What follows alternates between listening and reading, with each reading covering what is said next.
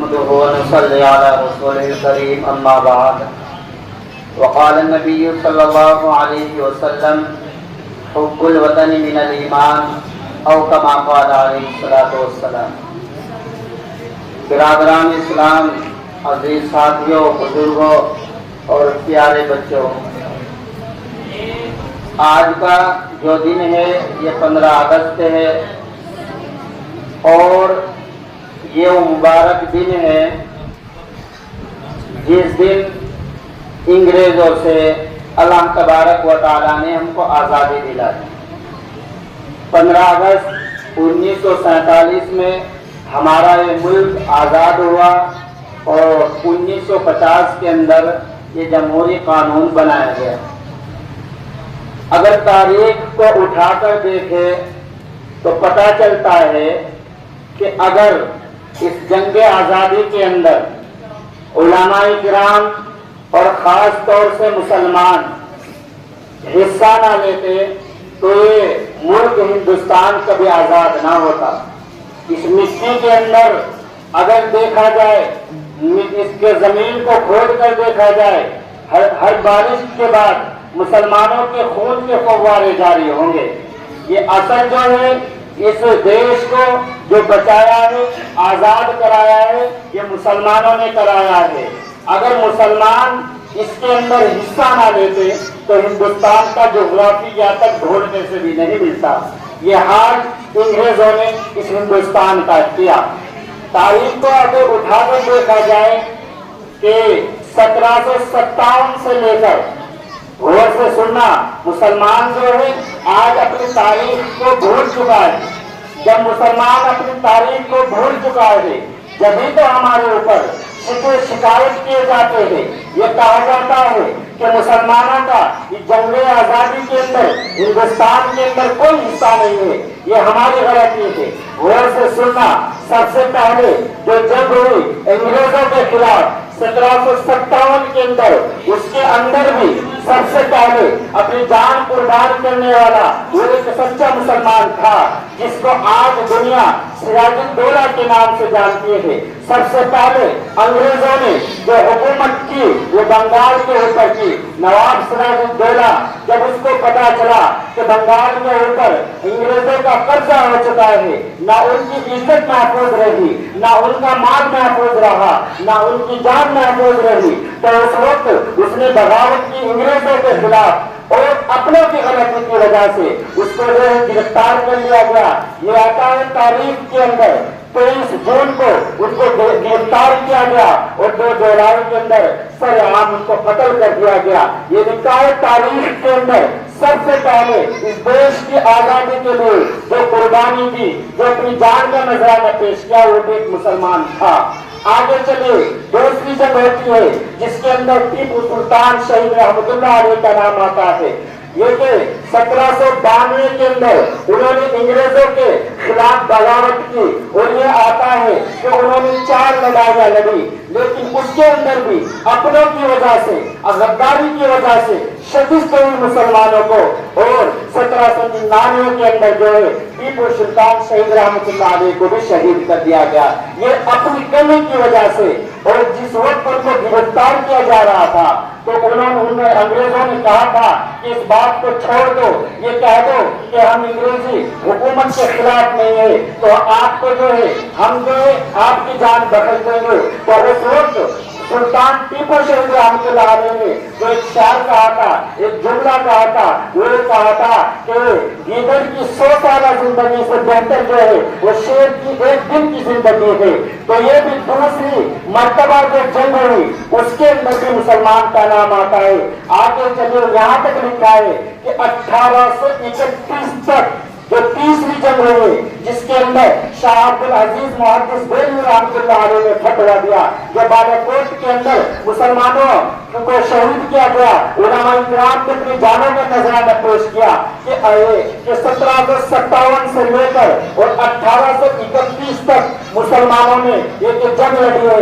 دوسروں کا اس کے اندر کوئی نہیں تھا، لیکن फिर क्या हुआ, 1857 की जंग के अंदर जब देखा कि मुसलमान काबिज हो चुके हैं और सब कुछ इनके हाथ में, फिर गारों ने भी इस जंग के अंदर शिरकत की। 1857 के अंदर आकर के गैर मुस्लिमों ने भी, हर हिंदुस्तान के बाशिंदों ने इसके अंदर शिरकत की।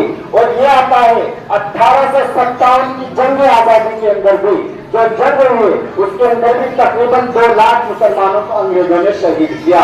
2 लाख, जिसके अंदर ये आता है तकरीबन 51,500 उलमा इस्लाम को शहीद किया।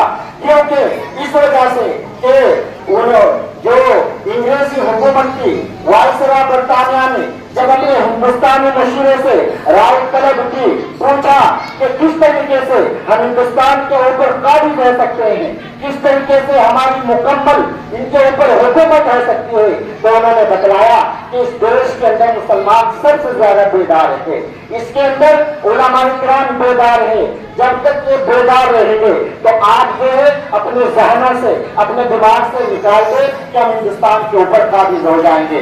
उन्होंने सबसे पहले क्या कि मुसलमानों के अंदर 3 चीज है, अगर इनको खत्म कर दिया जाए, 3 चीजों को खत्म कर दिया जाए तो हिंदुस्तान के ऊपर आपकी हुकूमत हो जाएगी। सबसे पहली बात तो ये है कि मुसलमानों के दिलों से जज्बा जिहाद को खत्म कर दिया जाए।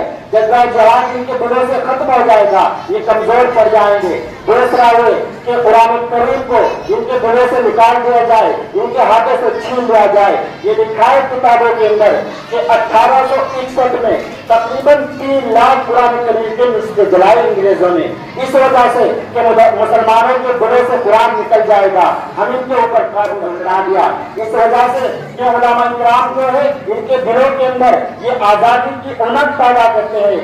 अगर देखा जाए दानिशन कहता है कि मुसलमानों का इस तरीके से अंग्रेजों ने कत्ले आम किया कि कई मुसलमानों को, उलमा इकराम को सूअरों की खालों के अंदर भरकर गोलियों का निशाना बना दिया जाता। रावी के अंदर जो पाकिस्तान के अंदर नहर है उसके अंदर उलमा इकराम को गोलियों के अंदर भर भर के उसके अंदर डाल दिया जाता, ऊपर से गोलियों का निशाना बना दिया जाता।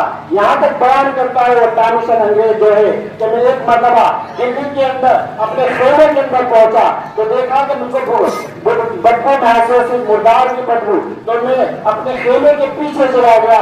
वहां जाकर देखा कि 40 उलमा इकराम के कपड़ों को उतारा गया, उनको जंगली आग में जला दिया गया। फिर 40 को लाया गया और उनसे कहा गया कि अगर तुम सिर्फ इतना कह दो कि 1857 की जंग के अंदर हम शरीक नहीं थे, हम जंग को छोड़ देंगे, लेकिन उन्होंने सबने इनकार किया, उनको भी लेके आग के अंदर जला दिया गया।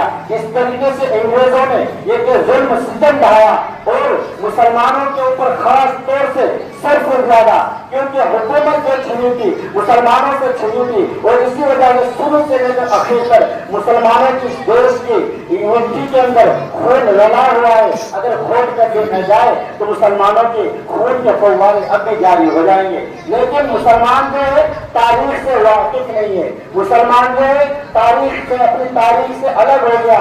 और अगर मैं आपको कहूँ निशाना बनाकर कोई बात मैं नहीं चाहता, असल ये है कि हमारा वास्ता जो है आज मदारिस इस्लामिया से अलग हो गया है।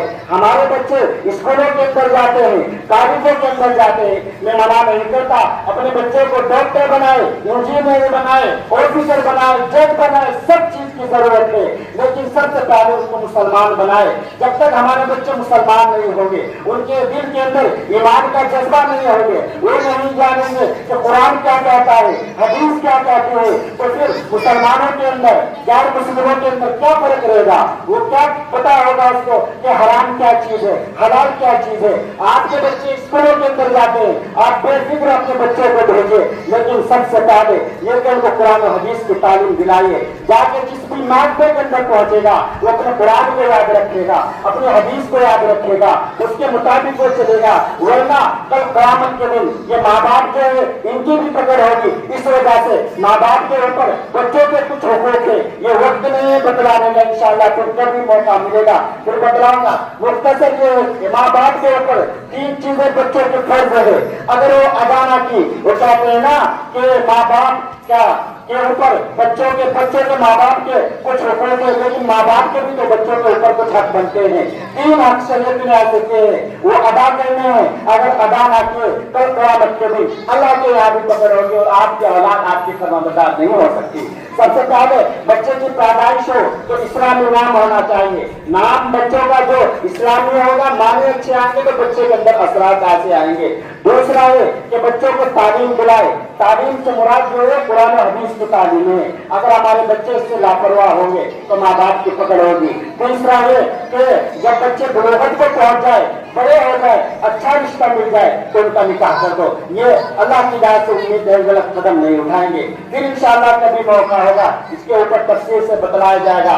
आपसे कहना यह है कि आप अपने बच्चों को कहीं पढ़ाए, कितनी बड़ी यूनिवर्सिटी के अंदर पढ़ाए, लेकिन सबसे पहले अपने बच्चों को मुसलमान बनाए। अपने बच्चों के दिलों के अंदर ईमान का जज्बा पैदा करे, ताकि किसी भी महकमे के अंदर पहुंच जाए तो आपके बच्चे से देख कर ये पता चल सके कि मुसलमान का बच्चा है, ये मुसलमान का बेटा है, ये रिश्वत नहीं ले सकता, ये मुसलमान का बच्चा है, गलत नाहक फासला नहीं कर सकता। इसलिए आपकी दरखास्त है, इन बातों को मद्देनजर रखे और तारीख से बाखबर रहे। आज मुसलमानों की तारीख को मिटाया जा रहा है हमारी गलती की वजह से। अगर किसी बच्चे से क्या जवान से भी अपनी उलमा किराम की कुर्बानियों को या तारीख को पूछा जाए तो मना कर देगा, ये कहे कि मुझको मालूम नहीं। अगर दूसरे मजहबों से मालूम किया जाए तो वे सब बतला देंगे। यहाँ तक अंग्रेजों ने किया, जब देखा कि मुसलमान जो इनके कर्जे में नहीं आ रहे हैं तो उन्होंने ये अंग्रेजों ने पार्टियों को बुलाया ईमान खराब करने के लिए। आज एक वाकया है, अगर आपको बतलाया जाए, आंखों से आंसू जारी होते हैं कि एक ने अपना वाकया बतलाया कि मैंने अपना बच्चा स्कूल के अंदर भेजा, बुरा ना मानना, मैं नाम लेकर बिल्कुल नहीं बतला रहा, कि जब वो स्कूल के अंदर गया, वो गैर मुस्लिम का स्कूल था, उसके अंदर जो है क्या हुआ, बच्चे को बतलाया जाता है, तरबियत की जाती है कि बेटा बड़े से बात करे तो इस तरीके से करना, सलाम करना। मदरसे के अंदर आएगा तो बतलाया जाएगा कि सलाम करना, लेकिन उसके अंदर गया तो बतलाया कि नमस्ते करना। जैसे वो घर पहुंचा, पहला भी उसका स्कूल के अंदर था, घर पहुंचा तो बाप को सलाम करने के बजाय उसने नमस्ते की। अगर मदरसे के अंदर आता तो सलाम करता, लेकिन जब हम अपने बच्चों को तारीफ इस तरह से दिलाएंगे तो फिर शिकवा न करना कि हमारी औलाद फरमाबरदार नहीं है। हमारी औलाद जो है माँ बाप का कहना नहीं मानेगी, ये जो है मदारिस इस्लामिया के अंदर बतलाया जाएगा। इसलिए आपसे मुआद्दिबाना दरखास्त है कि अपने बच्चों की परवरिश करें हर एतबार से। आप हजरात अपने माल को कुर्बान करते हैं, अपने बच्चों से मोहब्बत करते हैं, लेकिन उनकी आखिरत को भी सुधारे ताकि अल्लाह तबारक व तआला आपको भी दुनिया के अंदर इसका बेहतर से बेहतर बदल इनायत फरमाए। और कल क़यामत के दिन पूरी दुनिया के सामने अगर अल्लाह ने सवाल कर दिया कि मैंने आपको औलाद की नामत से नवाजा था, आपने उसको क्या सिखलाया, कुरान और हदीस की तालीम सिखलाई, मेरे बारे में कुछ बतलाया, मेरे रसूल के बारे में बतलाया, तो उस वक्त क्या जवाब देंगे। इसलिए आपसे दरखास्त है कि अपने बच्चों को किसी भी स्कूल के अंदर पढ़ाए, लेकिन सबसे पहले उनके मुसलमान बनाए, उनको दीन की इतनी सिखला दे, उनको दीन इतना सिखला दे वो समझ जाए कि हम मुसलमान हैं, एक मुसलमान के अंदर घर के अंदर का पैदा हुए हैं और हम मुसलमान हैं। मुसलमान को शरीयत ये हुक्म देती है और हुक्म नहीं देती। अल्लाह तबारक व तआला कहने सुनने से ज्यादा अमल की तौफीक इनायत फरमाए। वाक़िअ दावाना अल्हम्दुलिल्लाहि रब्बिल आलमीन।